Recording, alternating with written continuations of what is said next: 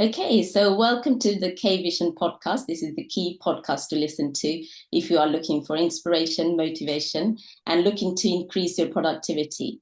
We are here to sprinkle your lives with positivity today. My name is Miss Tina Khanam, your consultant ophthalmologist and host of this podcast. Today's episode is season 1, episode 6, and we are entitling this as Surgeons as Entrepreneurs. We have a very special guest with us today, Professor Dan Reinstein. So good morning, Dan. Thank you for being on the podcast. How are you today? Fine, thank you.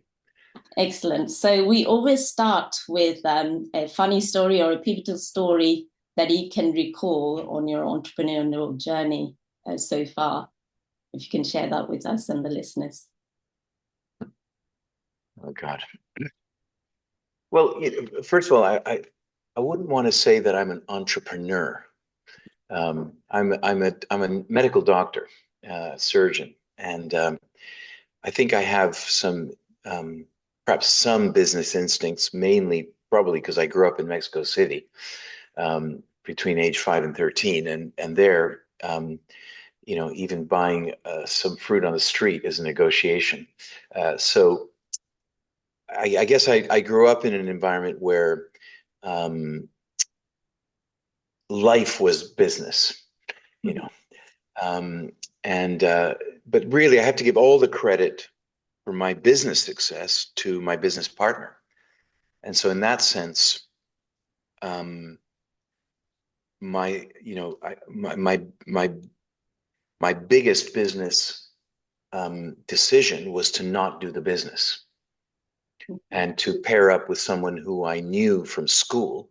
Yeah. So we've known each other since we were 12, Craig Engelfried. And it was just coincidental that he was finishing a project while I moved to London. And we just said, well, can you help me? Yeah. And he said, I can help for a few months, but I got to go back to the States. And he stayed here for 22 years. So I think that would be as far as entrepreneurship, that would be what I did. I delegated. I made sure that I didn't try and do something that I wasn't an expert at, Yes. Yeah. and I had an expert doing that part. And there are ophthalmologists who have been very successful as businessmen, and I'm just not one of them. I needed someone to do that with me. And it Oh, worked out better because it gave me much more time to be a doctor. yeah. That's what we signed up for, didn't we?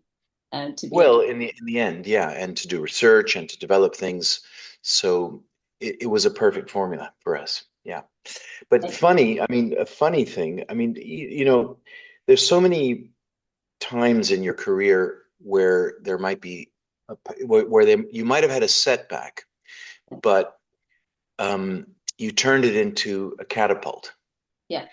And when I finished medical school here, I, did my house jobs, and then I considered, instead of training in ophthalmology here, Yeah. to go to the U.S. I'm American. I figured, well, I got the passport, got Yeah. the exams, so I also wanted to combine that with my passion for playing saxophone and being a jazz musician. And so it seemed to me that if I did my residency in New York City, Yeah. um, then I would be literally in the mecca of jazz Yeah. and a fairly good place for learning ophthalmology. Excellent. So that was the plan. It wasn't a smooth ride in, Yeah. but one of the ways that I was advised to take was to go and do research Mhm. in the US, because once you're in a department and you're a known quantity, you're not just a foreign graduate.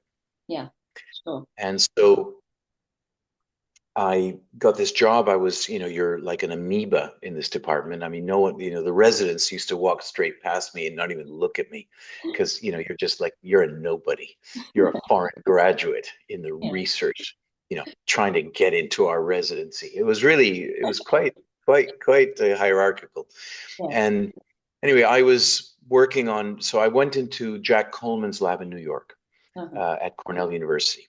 And my strengths in education were in maths and physics, and much more so than biology, for example. Yeah. bacteria and stuff. So I was much more interested in the technical stuff. And he is still alive and one of the greatest pioneers in ultrasound in medicine. Mm-hmm. Happens to be an ophthalmologist, but he developed ultrasound technology that's used, in gynecology and everywhere. Yeah. And so I got a job in his department. Essentially, so this is the funny story is that I interviewed for the residency and I didn't get in that year. And I was doing casualty here at St. Mary's, Yeah. and I phoned his office Yeah. to talk to him about what I could do to improve my chances the next year. Yeah. And so I just telephoned the office. I got through to his secretary, Eleni, and I said, "Oh yeah, I'm Dr. Reinstein. I'm calling from London. I wonder if I could speak with Professor Coleman." Yeah. And she said, "Yeah, just hold on. I'll put you right through." Wow. And oh, she probably thought I was some eye doctor calling up for Yes. something. Yes. Anyway, so she put me straight through. Yeah. Hi, Dr. Coleman. And I said, "Oh, Dr. Coleman, this is Dan Reinstein. You interviewed me last month, and I for the residency program, and I didn't match. But oh yeah, I remember you. Yeah, well, I was just wondering if you could give me some advice on how I could improve my chances applying. I really was very impressed with the program at Cornell, and I thought the interview had gone well. He goes, "Well, yes, I'm sorry, but the internal candidates, we actually took three from Cornell University itself. You know how it works. I'm sorry, known quantities. Yeah, okay. Well, what do you think I could do?" He says, "Well, you could do research in the US, and that would help strengthen your application because you'd have like a reference from the US, and a known quantity." Yeah. I said, "Okay, well, I'd love to do research at Cornell if that would be possible." Uh-huh. Well, we don't really have funding right now for another fellow, but look, if you're coming this way, why don't you just stop by and come and have a chat with us? Yeah. And I said, well, it's funny because I'm actually going to be in New York next Monday. Yeah. And he said, oh, okay, well, okay, I'll put you through to Eleni and you make an appointment to come in. So I put the phone down, picked the phone up, dialed British Airways, and I said, "Yeah, I'd like to book a flight to New York, please, leaving Sunday night." I finished my week of nights Yes. on Monday morning, and Yeah. so I had a week off. Yeah. So I literally went from St. Mary's Casualty to Heathrow and Yeah. flew to New York. I slept on the couch of one of my musician friends from music school, Yeah. um, in his loft, and I put a suit on and went to Cornell the next day. Amazing. And after a sort of interview process that went on with a couple of the lab people, um, I went back to his office and he said, "Look, Ron and Mark were really impressed, and the thing is, we really don't have funding for this kind of thing right now." But and I said, "Well, I could self-fund, not forever, but for a while." Yeah. And so he kind of hesitated for a second and said, um, okay. Well, when would you want it? When would you be able to start? I said, in September. He Wow. goes, So okay. you gave me no reason to say no. Basically, yeah. And that's a tactic if you can afford it. Uh, when I arrived, he actually did put me on a stipend. It was pittance. Yeah. And I still had to teach saxophone on Friday afternoons Wow. to squeaky students painfully to make ends meet. But I got in. Um, and wind the clock forward, whatever it is, 10 years later, Mhm. I'm starting my practice here in London. Yeah. And I was one of my very first patients. I operated on. I'm seeing him I was seeing his post-op on Saturday morning, and he said, "So you're a professor?" I said, "Well, yeah." He goes, "Well, are you going to do research here?" And I said, "Yes, I'd like to set that up, but obviously I've just started the practice." So, Mhm. and I said, "Well, how are you going to do that?" I said, "Well, I'm going to need a research assistant." He goes, "Well, why don't you hire my son?" Oh yes, Team Archer. I was like, "Oh no, oh no." now what? Because it's very awkward, right? Yeah. I said, well, tell me about your son. He goes, well, he graduated from Oxford in mathematics and then did a computer science degree at Cambridge and master's. And he's been unemployed for 8 months because he doesn't want to work in a bank. Hmm. And I said, oh, gosh, well, I'm teaching a course next weekend. Why doesn't he come and sit in on the course, listen, see what we're doing, and maybe I can talk to him after that. We can have a chat. Yeah. So this guy came, sat through the course, seemed very keen, said, yeah, it sounds really interesting. And then I saw his dad again for post-op, and he said, so you're going to hire my son? And I said, well, he's a very impressive young man, but I'm literally just starting the practice, so I can't really afford to start, with a research a person yet. And he goes, well, he can work for free. Wow. So he did exactly your tactic. And that person was Tim Archer. Yes, yeah. And what an And asset. Tim Archer, been with me for 23 years, and he is one of the most extraordinary human beings on the planet. Yeah, Apart from being genius level intelligent, yeah, talented, he's hardworking, he's funny, so he's an all-rounder. And so it's one of the greatest second decisions, let's say, to have a business partner yeah, and have a research partner. And again, I think that's there's a book called Alchemy, or something like that someone recommended. I flicked through it, yeah, and one of the chapters is all about major success, most often coming from partnering with other people who are great, yes, exactly. not from doing everything yourself. Yeah, you can't build a team, and you can't be success without a team, isn't it?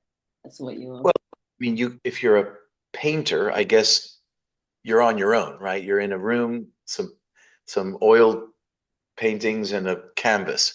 Yeah, But um, other than that kind of solitary thing, yeah, it's kind of about it's about gathering many sources of yeah, expertise, and where they're all working together to achieve something big.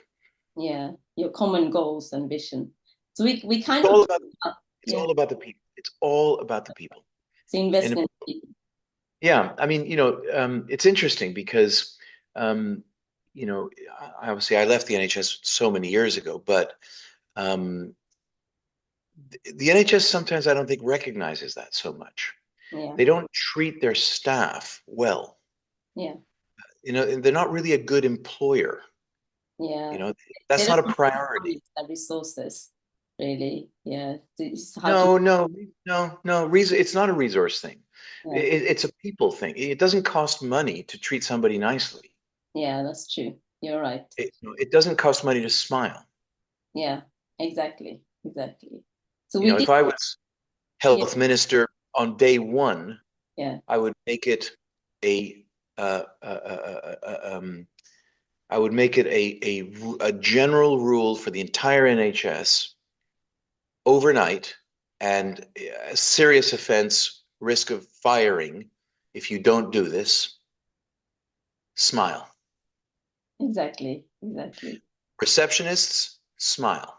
Yeah, Phlebotomists, smile. yeah, Doctors, smile. Nurses, smile. yeah, Nurses tend to smile, actually, yeah, but this whole thing of being like an office worker, not even like a post office worker. I don't want to offend post office people, but just being a robotnik and yeah, seeing patients anonymously, yeah, and the patient seeing you as a doctor anonymously, yeah. because you work in the NHS. Do you have a business card with your So name on it? I actually left NHS last year, so I do have a business card.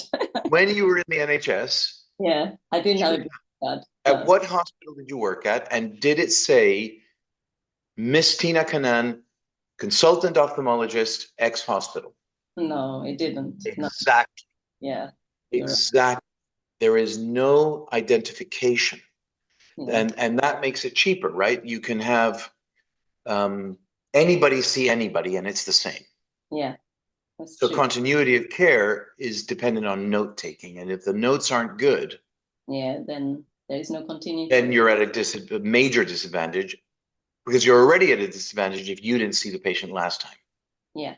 Exactly. Exactly. As if medicine, is not a continuum. So yeah, it is all about the people. Organizations that recognize this and treat their staff well, and get regular feedback from them, and have an open environment where people can complain if they're not happy That's true. without fear of retribution. Uh-huh. Um, those are all keys to success, I think. Yeah. So we did talk about some of your setback, but would you say that was your biggest setback? And do you want to talk about your biggest setback and how you dealt with it? Uh, it was a pretty big setback, actually, applying to residencies in the US. I mean, I shot myself in the foot because I did interview at 8 programs, but I Oh, only ranked 3 of them because there were only 3 of them in New York, and I made a decision to not go anywhere else. I And I see. was, and actually, I got a call. In fact, that's an interesting failure because technically it was my own. I actually literally failed myself Uh-huh. because I had been ranked in the top 3 of the 3 positions Yeah. for Stanford University. Amazing.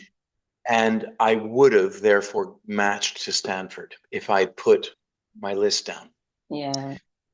And I got a call from the residency director, kind of angry call the next day saying, "What happened? You didn't match with them. Where did you match?" I said, "Well, I didn't match." He goes, "What do you mean you didn't match? We put you in our top 3." Yeah. I said, "Well, I wanted to be in New York." He's like, "Are you crazy? You're a foreign graduate. You're very impressive, but I'm telling you, you're at he's like, this is not good." He really told me off. I can imagine. Gosh, he was not happy, I can imagine. But I didn't match. And that failure it hit me really hard. Uh-huh. Um, but I pulled my socks up immediately. I mean, like I said, within a week, I was phoning the programs Yes. that I'd interviewed at and asked to visit. And then when I went to New York that next week, I actually visited all 3 programs that Uh-huh. I'd interviewed at, and wedged myself into Cornell in the research position, and I had no interest in research, Yeah. like zero. I wanted to be a very, very skilled and busy surgeon. That's what I wanted. Yeah. And ending up in this lab, um, and having the situation where I discovered something that no one had done before. Mm-hmm. I mean, I was looking to discover something, no, but I did. I found something. I found that no one had measured the epithelium of the cornea, I know it's an amazing. and I had spoken, and I went to the professor of cornea around the corner in the clinic, and I came over and I showed him that I could measure these things with ultrasound, and he said it was of no particular application. Yeah. And again, big moment because it's like, wow, I found something that no one's done before. And Yeah. getting into this and the excitement of doing something that hadn't been done before, and the excitement of not just that, but it would be something that I could use as a wedge into a US residency program. Uh-huh. But then I fell in love with research. I mean, it was really completely by luck. And I would say, if it's 50% of my enjoyment is the research that I do. And that doesn't diminish how much I enjoy treating patients, because I do enjoy very much treating patients. But I think I have double the enjoyment because I have 2 things that I really love doing in my week. Yeah. So is that your one of your proudest moments and work with the epithelium mapping and the thickness with the ultrasound? That's one of the biggest contributions. Yeah. I Yeah. mean, there have been, I have to say so myself, I've been, able to find several others. Yeah. but three of them actually directly related to this ultrasound research, because being able to map the individual layers of the cornea when no one else in the world can do that. Yeah. And it really took almost 12 years before, no, what am I talking about? It took 20 years before the first commercialized device to measure the individual layers of the cornea was available. So I had a 20-year run, something that was useful in a field called refractive surgery, but no one else could do it. I know. And I published 50 papers just on the epithelium, while everyone was ignoring me. Yeah, no, it's amazing. That's another quirky, part of the success story, is that, I landed on something that, it's you got to, find something that is of no interest to everyone else, but ends up being incredibly important. Yeah, that's true. It's true. Yeah.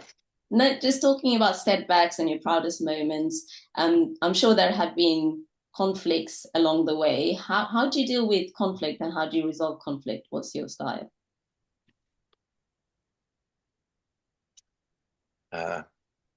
Get loud. No, that doesn't work very well. I did do a lot of that, but I learned how bad that, how ineffective that was.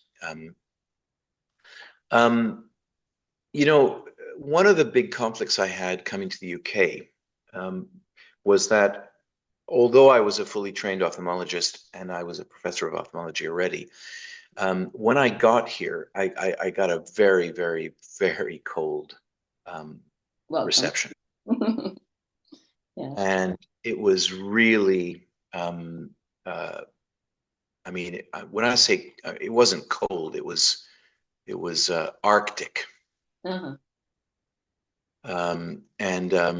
And not only that, it was very aggressive. Yeah. There's some people were really out to, to kill me practically. And, the way I handled that was by storing the information, filing the information, and basically developing an arsenal in case I needed it, rather than firing back. Yeah. And so that was one aspect of how I dealt with that. And the other aspect was to go for truth, which is, if you are practicing at a high standard, and you are delivering good care to your patients, and you do employ technology that others aren't using, and you're, ethical, then what can go wrong, right? So at least you're doing something right by the patient. Yes. And I made this executive decision to spend a considerable amount of time writing up papers. Yeah. Which is not, you don't get paid for that. I know. And so Tim, when we sat down for the first draft he wrote a draft of a paper. I sat down with him on a Saturday morning. We sat there in Word and track changes on, edited the whole thing. Yeah. And I showed changes, which come out in red. And basically it was like red, red, red, and red, red, red, red, but red, red, red, however, red, red, red, red. Like the whole thing was red. And he said to me, you know what? I really don't think this writing thing is going to be for me. I think I'd rather just do the programming and stuff. And I said, well, I'm sorry, but it's part of the job is to write papers. So we're going to have to plow ahead. Yeah. And, he's so, obscenely intelligent that it didn't take long. And, he is a great writer. And we ramped up our publication rates from 1 a year to 2 a year to 3 a year. And then we said, why don't we try and do 1 a month? Amazing. We had the clinical material, because I was busy by that time. Yeah. and I was consulting for Zeiss, so I had a lot of um, things that could be proven scientifically to do. Yeah. And so we started publishing our heads off, and we, you know, practically for years, almost every month, we had an article in one of the refractive surgery journals for Amazing. years. Yeah. And we've now got, well over 200 publications. And somehow that component, together with not fighting back, Yeah. um, Worked in your favor. well, it led to a melting Yeah. of this cold shoulder Yeah. Yeah. Yeah. because there was no point in criticizing or saying bad things about me because it was just didn't gel with Yeah. reality. Yeah. Whereas when you're unknown, people can say anything they want about you, and Yeah. it depends on their eminence as to whether it's true or not. Yeah. It's true. Eminent people are doing that, then you end up. Oh, I'm in the middle of a podcast. We're about to do grand rounds. All right, okay. So just talking on that, getting a team, a favorable team around you. How did you foster that and get the right team around you and foster that motivation and inspiration that you obviously carry forth? Well, I think the answer is in your question. Yeah, Uh, if you are enthusiastic and energetic and, you know, you have good interpersonal skills and you're sensitive to others and you're empathetic and you're, technically, if you're a good leader, yeah, then if you have the right people, you'll do a lot. yeah, And not everybody has all of the factors. I certainly don't. mhm, But like I said, Craig, who is a very good leader, yeah. was my teacher. Oh, I wow. was I would say I would give myself a 5 out of 10 on leadership. I was not good. I Mhm. was very, very demanding and unforgiving and strict and very much from the ilk of the way that I don't know how it is now in trainees, but when I trained in the 80s in the NHS here, it was dog eat dog, and the senior registrar shat on the registrar. The registrar sat on the second year SHO, who shat on the first year SHO, and you were a first year SHO on Friday, and then on Monday you're a second year SHO, and suddenly the first year SHO is a moron, and you're a genius, and this kind of hierarchical Yeah. nastiness that was the way that things. It was a system based on fear, Oh, most back in the 80s. And this will hurt. This won't hurt. yes, I know that. Yes, yeah, Yeah. So if you watch the television series, that's what it was like. It, yeah, it, it really was very much like that. yeah, Um, and so Craig, being American also, and having a background in sales and marketing and management, uh-huh. um, was just amazing because he taught me. He says, "No, you can't talk to your staff like that." Yeah, You know, well, exactly. they did. It's patient risk of patient down. It's like no, Yeah, and so you know, again, I surrounded myself with people who could do things that I couldn't do well, and I was fortunate enough to be listening to them yeah. and and trying to change my ways. And I would say now I'm much better person than I was when I started.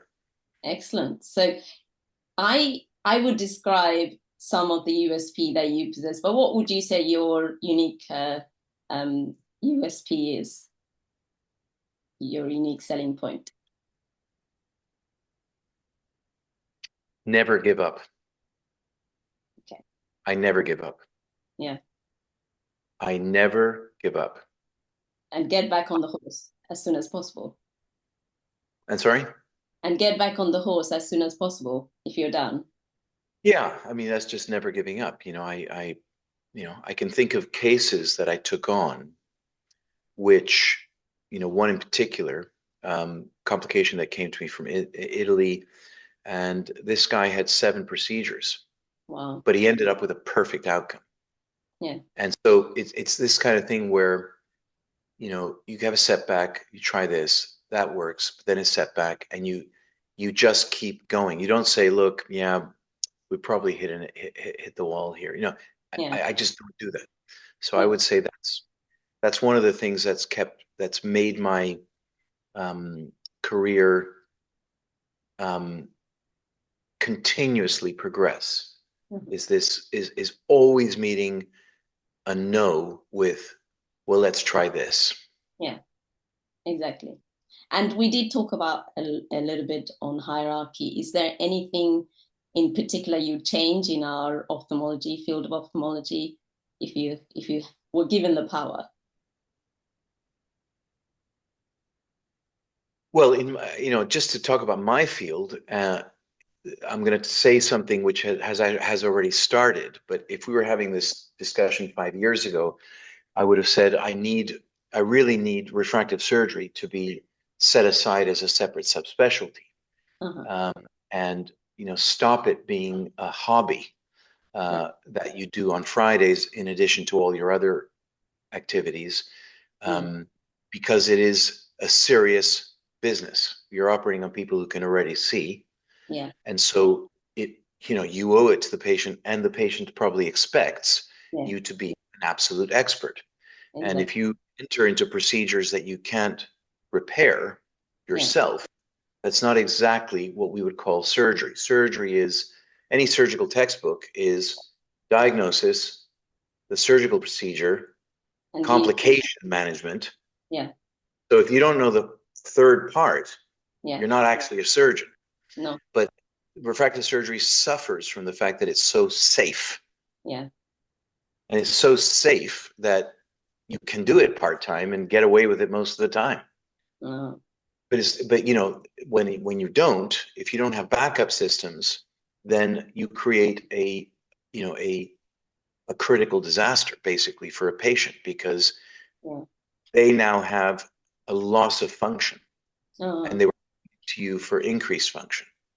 exactly. Um, and so the World College of Refractive Surgery was established 2 years ago, Yeah. and that is it. That is where we are finally setting refractive surgery standards, minimum standards, Yeah. um, and accreditation and reaccreditation. Mhm. This will have to grow organically because it's the public that will drive the need for certification, not surgeons. Surgeons would rather not, have to do extra training, right? Yes. Um, most refractive surgeons in the world now, they are part-time, not full-time. Yeah. Most. Thankfully, there are a lot of us who are full-time, and Yeah. that's why we formed this organization. Yeah. So in the end, it'll be go to a surgeon who is board certified, Yeah. and that will require that surgeon to meet a minimum standard, Yeah. and that's what we need. So that's my I would say, for in terms of one of my non-scientific contributions, that's what I wish to happen over the next 10 years that I hope to continue working. Yeah. I can see that coming on. The momentum has already started, as you said. So, Yeah. if just to end on, if you had to give 3 top tips to those beginning, what would you say? Never give up, never give up, never give up. Now you gotta set your sights, Yeah. and and be prepared to sacrifice a lot, Yeah. because I don't think anybody, and I'm sure you don't, and no one's had a totally smooth ride. No, definitely not. And if they have, uh, they probably won't get very high up in the career. I think struggle, is something which generates a lot of energy, Uh-huh. um, and being insecure to the right in the right amount. Yeah. If you're a highly confident, secure person, you tend not to make as much effort. Yeah. Having a bit of insecurity is good. Having too much insecurity is bad, because then you just get paralyzed. Yeah. But just recognizing that, you're your own internal, drivers, and Yeah. and be ethical, and don't lie, and don't fake the patients out for your own benefit. Do what's right. Yeah. That's great. Thank you so much for all those insights, and thank you for coming on the K Vision podcast. And listeners, thank you for listening to season 1, episode 6. Thank you very much, Dan, for coming on. We very much appreciate your time and your insights. Thank you. Okay.